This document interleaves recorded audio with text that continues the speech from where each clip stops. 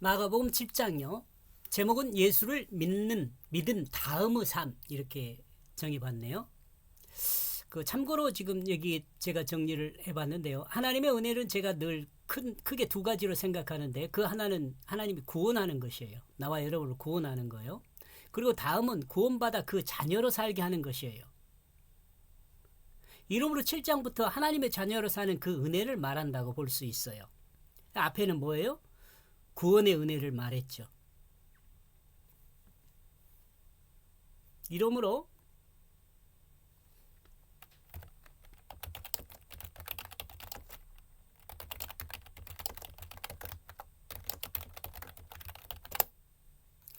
이러므로 7장 이전은 구원의 은혜를 말했다면 7장부터는 하나님의 자녀로 사는 그 은혜를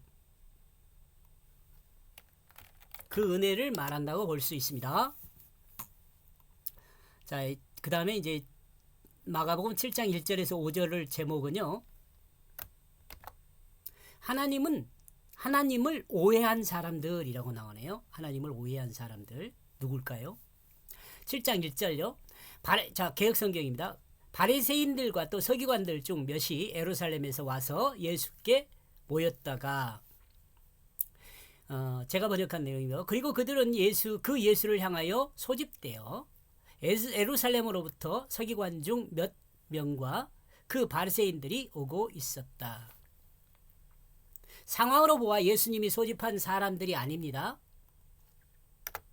왜냐하면 예수님은 병자들을 치료하느라 정신이 없었을 정도였기 때문입니다. 그렇다면 어떻게 바리새인과 서기관들이 예수님께 오게 되었을까요? 예수님 당시 사회적으로 인정을 받은 사람들이 있다면 그들은 바리새인들이었습니다.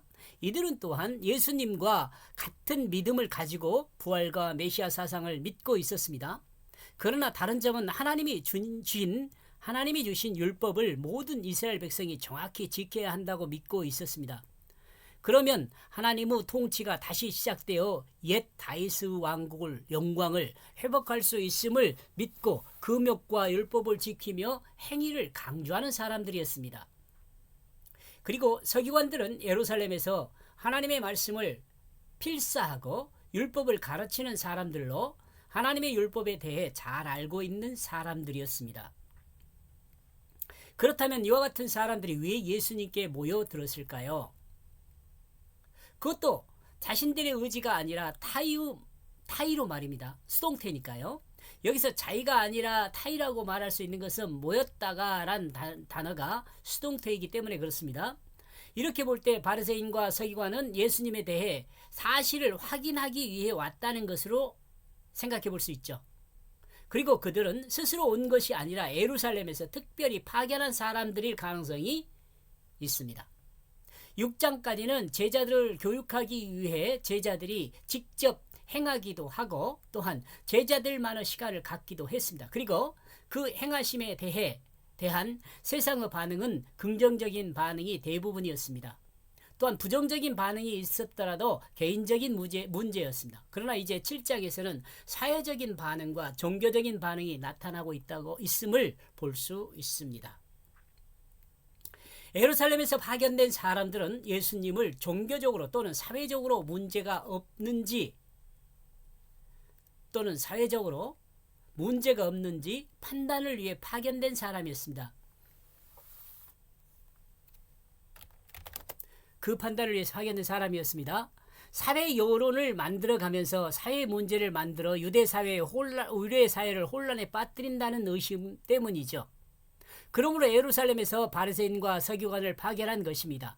사회적으로 가장 인정받으면서 어쩌면 가장 하나님 중심으로 살고 있다는 사람들과 성경의 기록한 내용을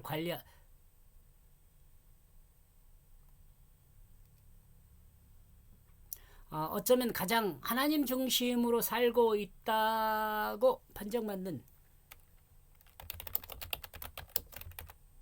인정받는 사람들과 성경에 기록한 내용을 관리하고 성경을 가르치는 누구보다도 하나님 말씀에 능한 자들을 예루살렘에서 예수님께 보낸 것으로 보입니다. 간단히 바리새인과 서기관이죠. 여기까지 보겠습니다. 아니요. 1절 제가 번역한 내용이요. 그리고 그들은 그 예수를 향하여 소집되어 예루살렘으로부터 서기관 중 몇 명과 그 바리새인들이 오고 있었다. 예수를 향하여 바리새인과 서기관들이 예루살렘에서 오고 있다. 여기까지 1절 보겠습니다. 고맙습니다.